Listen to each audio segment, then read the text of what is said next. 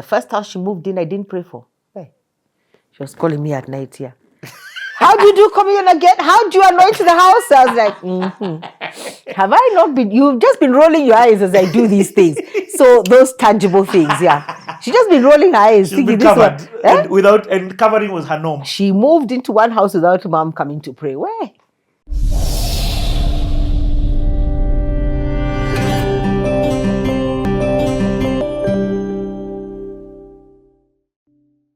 So explain to me, do you then open Kingdom Business, or has that been the journey now until where we are today? And do you know, until this season 30? All my logos were done way before.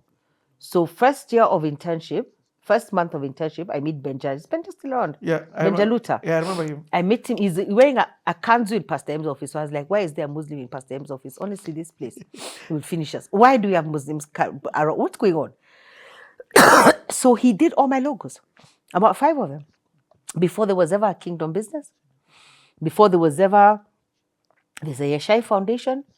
PLF was done by, I think either PLF was done by another lady or by him. Just Angie was done. Every logo I've ever had. I've had the logo years before the actual start. So God would give me logos. I do the logos. I get the design ready. I register the companies, and then we wait. What? Yeah.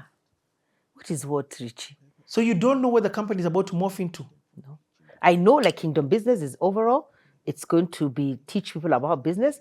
You're going to teach people patterns of Kingdom Business, not business the ways of the world. Yes. And I tried many times. I told him Kingdom Business is not sexy enough. I need a sexy name, please. I tried. I said it's called Kingdom Business Solutions, Quisha. So we did that. Jacob's Will, Yeshai Foundation, Purpose and Leadership Forum, Just Angie. Actually, I think Just Angie logo, it's McKenna who saw. McKenna saw it and then we put it to life. Yeah. McKenna who? Mwiti. Oh. Mm-hmm. Just on what she saw. Then I told the graphic designer, then they did. But Benjaluta did all those. Like 4 or 5 of them, there was never an organization. You had already done all the logos and all the corporate work around it. Cards, letterheads, these were envelopes, everything. And we didn't know where we were going, what we were going to do. We didn't know. And registered them. Okay. So where does this journey then go on? Where we are, you've started these courses, you started Kingdom Business. You take it so I don't fast forward in case I skip things. So you're moving, you've moved from, what's it called? You call it Bonds? Bonds Garden Restaurant.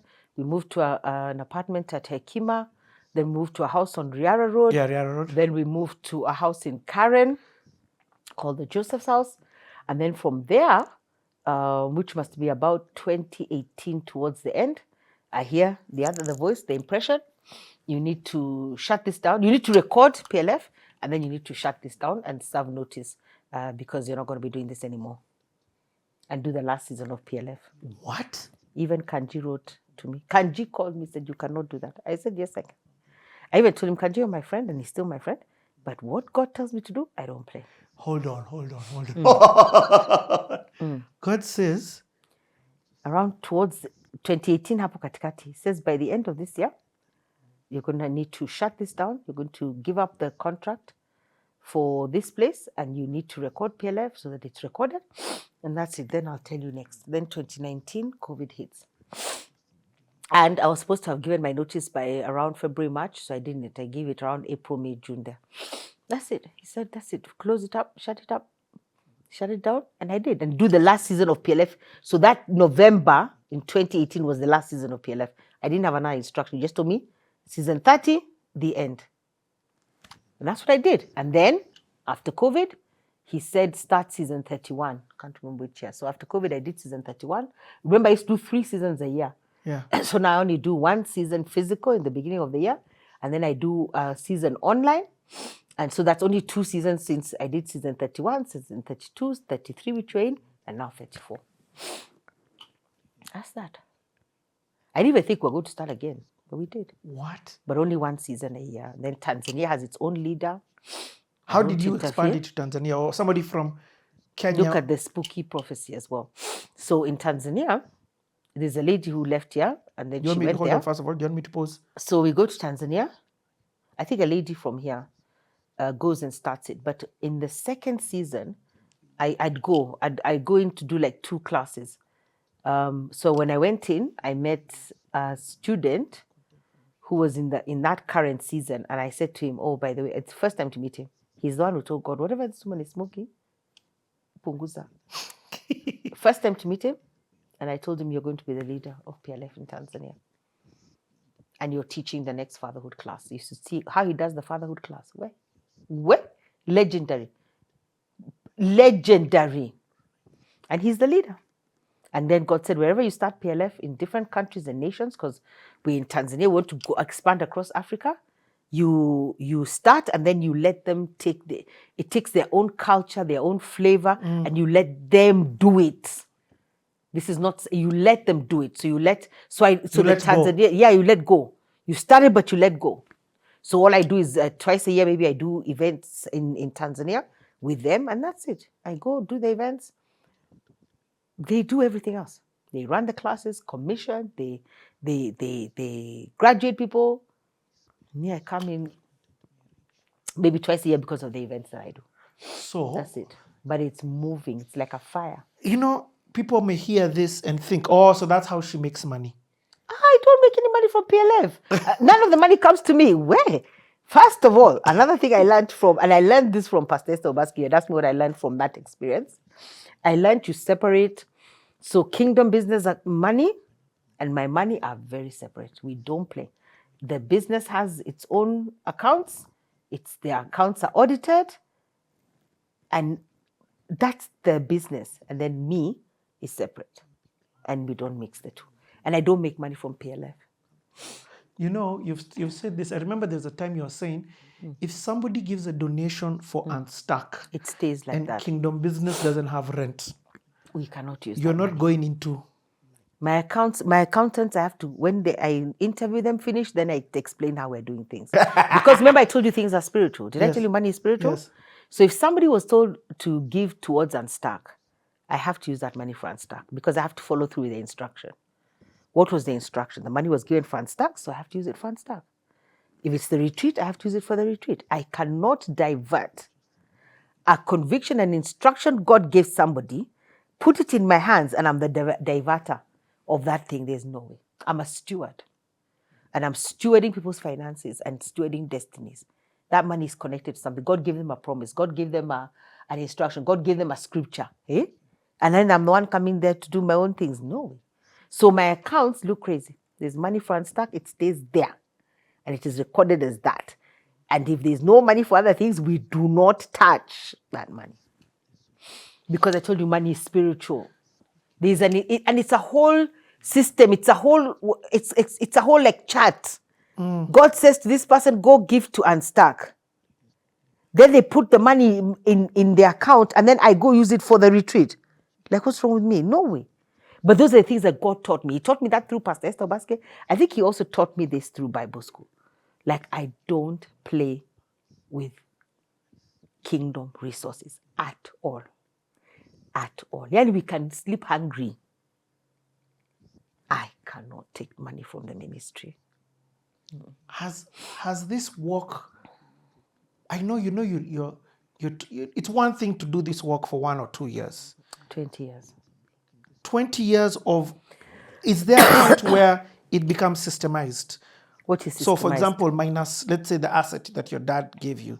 Are you able, in year 15, were you like, oh, now there's a constant salary that comes from here? Or is it still, God does? God does. There's a season I had a salary from the ministry, but then we stopped paying it, and that's that, because God takes care of me. So I don't get a salary from the ministry. It can pay a few bills, as God says, but not pay me a salary. But God pays me, Richie. Yeah. English. Okay. This. Other places I get income is like coaching. Coaching, I get an income because I charge for my coaching. That's it. Just Angie has never made money. Imagine, ever. It's just now when Kinaltia came. that we have seen some money. We have never made money, but we've never lacked. Every month we have paid to do the production. I know, Never. I was your client. Have never, ever lacked. And you ever. paid us every month. Every month there's money to do just Angie. But I'm like, where's the profit? It's like, that's none of your business. So just explain to people what Just Angie is, because Just Angie. You're the one who started. You should explain. Why I want you to do it, because there are people who are watching this who may want to hear your sermons, and they don't know that you have a YouTube channel that you started before. Courtesy of Richie. Before YouTube. But I said before YouTube. You started before very many churches, before very many people. Yeah, but you're the one who came and told me. You came and told me, you came and told me that you've been asking very, very many pastors to do a digital platform or something and share their sermons, and they're not doing it. And I just told you, let's do it. And initially we did. You know, you're crazy. We used to do a show every day. Every day, 7 days, we put to me, that's too much. So then we started morphing. We started doing 3 days. So it's a digital platform. It's Just Angie Kenya. It's on YouTube and on Facebook. Facebook is where we've had a lot more traction, but YouTube is picking up because of Althea and Matu. So even that one, as I continued, then God said, now start legacy, start passing this thing on to the next generation. And that's another thing. I was like, Althea, Papa, hey, please.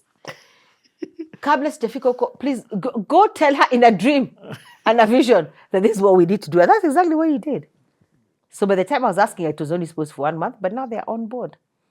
For legacy, so I'll continue doing with them, and then at some point, hopefully, they'll take it over. But yes, so that's just, you're the one who made me, who didn't make me start. You're the one who gave me the idea about Just Angie, and it was really. But cool. It must have been in you. You started your channel before people started their channel, and part of the reason, even as to why the views were what the views was, because YouTube wasn't a culture. Yeah. Right now, it's a culture and a movement, No, and it's even a a career path. Yeah. 34% of. Yeah. Did you see I show speed? Jesus, that was crazy. Yes. Yeah, so it's a career path. It can make money. Yeah, but for me, I don't know whether it's I'm still trying to explain it, whether it's that kingdom thing, that traction that I'm on, that logical. So they don't, my events, PLF, they don't make money at all. They break even. We don't do anything in debt, but they don't make money. We don't do anything in debt. But isn't that beautiful? Like, Pastor Angie, I'm sorry that you can see my questions are... It's okay. I told you today, ask anything. No, we have to fight the mind. Do you get what I mean? Yes. So what I'm trying to do is... The logical mind. Yes. The logical mind is people do businesses to expand, to increase profit, and the whole core of increase and growth is money. Yes, more money in the pocket. What about people's lives and destinies? And transforming lives and changing people. What is more important to God? It costs money to do that. So people don't But God provides the resources. They're not mine. So, okay. Let me then ask this question. Because if people get this space that you're in and get that this is how we're supposed to live and not actually the other way, that is the majority of the norm. You know, we've gotten into a place even where church makes, how do I say this? It makes the way that people get provision the norm. Yeah. So that the people who talk about this other direction are the ones who look stupid, crazy, and mad. But this is how it's intended for everybody to live. That's how it's supposed to be. You know? It is. It's supposed to be like that. It's supposed to be follow God, follow your purpose. It's not just a statement, and God will provide. But there's an element of trust. You have to build faith. You can't say how much. Maybe, even me, I'm just praying. One day, maybe the money will come. But even if I did that, right now, he's asking me, so what do you need it for? Is it just to have money? So you can see an account, iko na pesa. What is the purpose? Because I like something George Thara says, wealth has to have purpose. What's the purpose? What are you going to do? I want to build a Kingdom Business Empowerment Center. So at least I can give that answer. Answer number one, we need to build an empowerment center. So that could be good, isn't it? But not just to have money to sit in the account. He provides everything I need. And it's not necessarily money that you may need in terms of, you know what I mean? You may need the land. Somebody can get the land. Somebody can get the land. You may need a construction company to build Somebody the thing. Somebody can do it. You get. Somebody can even come and draw the puzzle. But build the thing. And it's kingdom. You see, the whole idea is, and I'm liking your questions because it has to defy logic. It's kingdom. Do not conform to the ways of this world, but be transformed by a renewed mind so that you may know the good, perfect, and pleasing will of God. Somebody has to live different. And I'm not the only one. There are a number of people. What do I need the money for? It's like when I'm telling you too much, but like when the first business class was a prophecy. It's now time not to fly. You have to fly business class. I almost died. But even in business class, when I'm now, so first God will provide. So on a plane. Let's pay the ticket. Yes. Yes. Then after that, maybe he'll give me the money, then tell me to pay. Then I don't want to pay. Look now. Can you imagine? That's the logic. He's asking me, okay, Pastor Angie, just hold up. Is this your money? No. Did you provide for it? No. Did I or did I not say? Did you not pray you wanted to go? Then I gave you money to pay. So what is the problem? It's a lot of money. To who? Is it your money? So even as we debate, he's asking me, how is it your money? You didn't earn it? I'm like, this is too much money to pay for a business class ticket. Who said? Those are the questions. And there's a day I went economy. Nilijionea maneno huko. Let me tell you, by the time I got there, I was changing my ticket. I was like, hi. I said, no, Father, we cannot. This is very wrong. And then I guess because of my nature, I'm always saying, this is a plot. It's a whole plot. It's like, whose plot? Whose plot? This is a whole plot. We can buy a plot. He's like, Pastor Angie, stop. So even me, sometimes the logic enters. And I want to try to bring in the logic, but there's no logic. It's his money. He's provided. I didn't earn it. It's not a salary I earned. It's not a bonus I earned. He provides for me in the most amazing ways. How is it now you're telling me how you're going to spend your money? So I did try. I even said, no, we're going economy. Let's go. I really suffered. What's the flip side of asking and not receiving? When you ask and you don't get. Yeah. I think we'll go to the book of James. James says you ask and do not receive because you ask with the wrong motive. So you need to go back and check your motives. And there's something else he says. He says you ask with the wrong motive. And there's something else which I can't remember just now. But there are two things he says to asking. So you need to understand what's the motive. You see? What is it for? And then also, I think how God thinks. So let's say there are people who have lots of money in their account. But for him, he's not about hoarding. Why are you hoarding that money in your account? For what? What is it for? Show me the purpose of this wealth that you want. Don't you have everything you need? Yes. When you need something, you ask for it. So what is it for? Is it for your ego? Is it for comfort? Because when we have money, you can do anything. You don't even need God. What do you need him? Money is the only thing that has been compared to God. It's crazy. Wow. Money is the only thing that has been directly compared to God. It's crazy. So you can't have him. Yes. And you can't have that. All you think about is, what's wrong with you? There's more to life than money. And it's hard for me to say because people are all looking for money. They're all chasing after it. There's a day I was walking in the streets of England. I just stopped and started laughing. People are in a hurry. We're going nowhere. Even New York, I've stopped to laugh in the streets. They are in a hurry. They are striding. There's nowhere they are going. Nowhere. I even said, I was like, these were perishing. Where are they going? Hurry to go nowhere. Where are you going? Stop and ask yourself some questions and stop the drama. Like, where are you going? So you look for this money. Right now, we have a generation that has been unparented.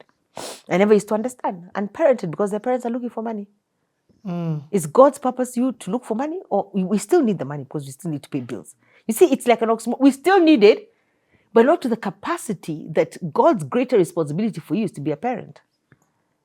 Or how do you find the balance between both? How are you still looking for money and being a parent? Wow. How do we unparent a whole generation? We didn't parent a whole generation because they're looking for money. How I was saying out here, that one might hurt, but it's okay. Parenting is very sacrificial. Those of us who have been good parents, it is a sacrifice. And then there are people who choose not to sacrifice. I'm living my life. Yeah? So they're not making any sacrifices. If you see good people who have been parented, the parents have sacrificed something and maybe a lot. Because parenting is sacrificial. And what is God calling you to? Is he calling you to? He actually says even the purpose of marriage and family is to raise godly offspring. Hey! Did he say that to have a huge bank account? Where did he say that? He said it's about raising godly children, raising another generation who will love him and see him and serve him. I went to church, thank God, my turning point. Because the next generation was here. I was like, where? I don't want drama. Yeah, because I'm also offering them It's about parenting a generation, bringing up in the ways of the Lord. Also bring up citizens, people who can live and make the country better. Which is sometimes our parents' generation wonder what's wrong with us. They were handed over a country and they did the right thing with it. They did. So sometimes your priorities are, you have to have priorities. I like even sometimes when they say you even with the money you have, create experiences for your children. Yes. Yeah, create experiences for them. This is what we did as a family. This is what we do. Don't just have a lot of money and there's nothing. What now? We have seen them. They go to all the best schools. They have drivers. Some even live in this country alone. Craziness. If God stopped to ask you, what are you doing? Or maybe, let me say that instead of judging people, instead I judge them, ask God, what are you doing? What do you want? What do you want? What is my purpose here? What am I supposed to be doing with my life? And let me, then before we transition now again in your story, you said you live and die by obedience. Yes, me. I honestly believe that people don't have a problem hearing God. They have a problem obeying him. Yes, they hear, but they're like, that can't be God, because again, it either defies logic, Countercultural. or it's difficult what you're asking me to do, or I can't see the end, so I can't move. Yeah. Whatever reasons that people may have, fear. They have fear. So fear now, because it's hard, it can't, break down.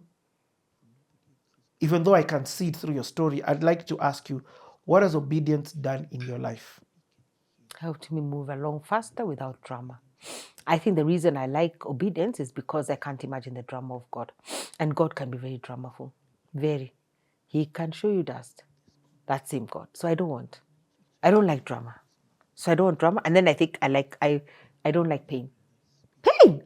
Hey, and by the time God is teaching you a lesson and drawing you out, let me tell you, where it's not today, tomorrow you're out. It's a drawn out period of you learning. So I don't want that. So obedience has helped me move faster. It's helped me make less mistakes when I really listen. And it's just helped me move along. And then it's helped me. One of the things is Althea. It's really helped me build for her better life and give her a better start by me being obedient. That child, she's really been a beneficiary of prayer, of sacrifice, of very intentional. I keep saying, I don't know whether to answer your question, but I keep saying, there was nobody to pray for me the way I pray for Althea. You couldn't raise one person, God, to pray for me, because what I've done with that child is pray for her. And there are times that there were intercessors even in the ministry. If there is a person who has been prayed for, it's Althea. You talked about discovering of the gift of prophecy. Where did that come? That first time with that lady in that room. The first prophecy was about this lady who'd had several miscarriages, and she was saying how she'd have several miscarriages. And then God told me, tell her she's going to have a baby in November. That's when now you're finding out. That's the first time I prophesied. But I'm talking about the gift of prayer. So the gift of prayer now is going to school of prayer. Learning how to pray.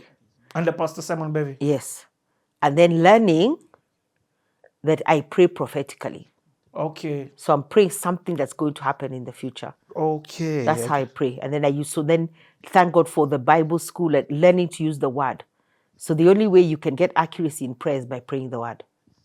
Because the word, he says, I will watch over my word to perform it. I have exalted my word above my name. So there's no more accurate way to pray than in scripture. So if it's Psalm 23, put yourself there. Where it says, the Lord is my shepherd, put my stop. So that's what I do. Sorry. No, okay. So Psalms 20? 23. If I pray, if I say that the Lord is my shepherd, I first stop at my. Then at my, I'll put me, I'll put Althea, I'll put Matu, I'll put Alora, I'll put Matu's siblings, I'll put my siblings, I'll put their children, I'll put my mom, I'll put my dad's inheritance, I'll put every expression of my ministry. Tukobado my, sijatoka hapo. Because the Lord is my shepherd. What is my? So I put everything in the prayer. Then I continue. That's accurate. So he's going to be a shepherd. So you take scripture and you pray it. But sometimes when I'm just praying, I'm praying scripture because I was soaked in the word in Bible school. So what I do is I pray the word and I pray what's going to happen. What about, you've brought up something for me, and this is actually why I like God, because the devil tries something, for example, to hang Jesus, not knowing that hanging of him is God turns it for good. Yeah. So Also, with you now, just when we've stopped so that you can, because of the sniffles, you're like, that's the devil's attack. that's just an attack. So- So you don't give in to his attacks. And it's now, I was going to skip conversation about that because it hadn't popped. So now that action has made me want to find out from you, as you've walked this journey, has there been attacks? Aye. That's the order of life. Every day for 20 years, every day. Even some of the relationships I was telling you about, those are attacks. So now I started praying that if let's say we're not getting along, or there's a falling off that's happening, I start praying that if this is the enemy, don't let it happen. So you learn now. I learn just before I have an event is when I'm sending people messages that don't make sense. Then they quit, so I don't send messages. So you learn also the patterns, because they're just places where the enemy just attacks. There are sometimes the sound of my voice is a representation to somebody or something that's not pleasant. So I've learned that it's not really me. I represent something that they don't like, or that was a bad experience in their life. So I don't take it personally. Attacks, Richie, where? Hey, Richie, we've had to pray, which is true. Anybody needs, you have to pray, you have to fast, you have to take communion, you have to blast. Sometimes I have to blast the word, blast songs in my house, in my car, everywhere. And have these attacks gotten personal? Very personal. Very. That's what the enemy does. That's his what's his MO. word? Yeah. So you've got to know what his MO is. You've got to see it for what it is. And sometimes now, because you learn the patterns of your life, you've got to pray. That's why when we're having events, we do a lot of prayer before we do an event. We do communion before an event. We've got tools. God has given us tools to counter warfare. So we have to pick those tools and put them into perspective. One of them is prayer. One of them is not to pray alone. So I have 3 intercessory teams. I have 3 intercessory teams. I don't have one, I have 3. Wow. Yeah. So they pray, the one takes over, the other one takes over, the other one takes over. And prayer works. Hey, prayer. Let me give you one story. So I'm going with Althea to Ghana.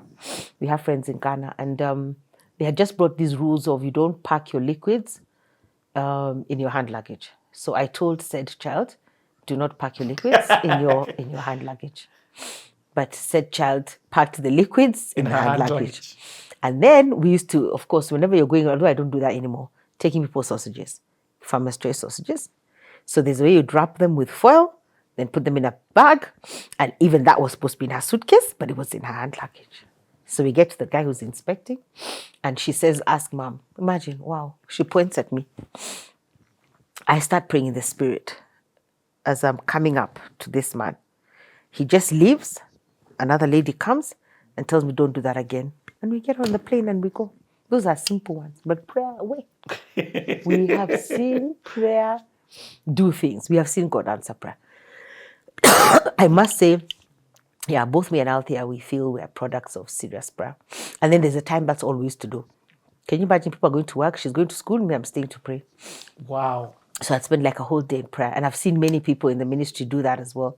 And I always tell them, so good. They think you're wasting time. I say, where? People build the foundation. Because I always say that there's a season in our lives where I prayed so much that now I see the fruit of that prayer. The answered prayer is now later, much, much later. Time is not time in our world. Yeah. So I prayed a lot. And that was now, maybe that time when you're asking me, what am I doing? When I'm sitting in the 8th row, I think that was the season that I really prayed. I feel like there was 10 months or something where I prayed like crazy every day. It's like work. When people are waking up, you wake up, send the child off to school, enter prayer until she comes back from school the whole day. Hey, we had grace to pray. But you can see the results of those prayers. So prayer definitely works. That's the countercultural life that I'm hearing. Yeah. Let me give you one more. Yeah. When she went to LA, she was working for some Ghanaian American. And he said to her, I need to meet your mom. He told her, you have a praying mom. She's like, why? It's like, because in LA, the statistics are that 10 out of 10 people, only one person is good. 9 have got their stories. And he says, I can't understand how you met the one in all the 10. There's nobody you haven't had a bad experience in this LA. Somebody's covering you in prayer. And that was something, yeah. And it also woke her up. The first house she moved in, I didn't pray for. Hey. She was calling me at night, yeah. How do you do communion again? How do you anoint the house? I was like, have I not been? You've just been rolling your eyes as I do these things. So those tangible things, yeah. She's just been rolling her eyes. She's been covered. And covering was her norm. She moved into one house without mom coming to pray. Where? Alikipata. She's the one who had to anoint the whole house, do the things that she did. So prayer works, yeah. Okay. So, is this now where the birth of Mavuno Marketplace Church comes in next?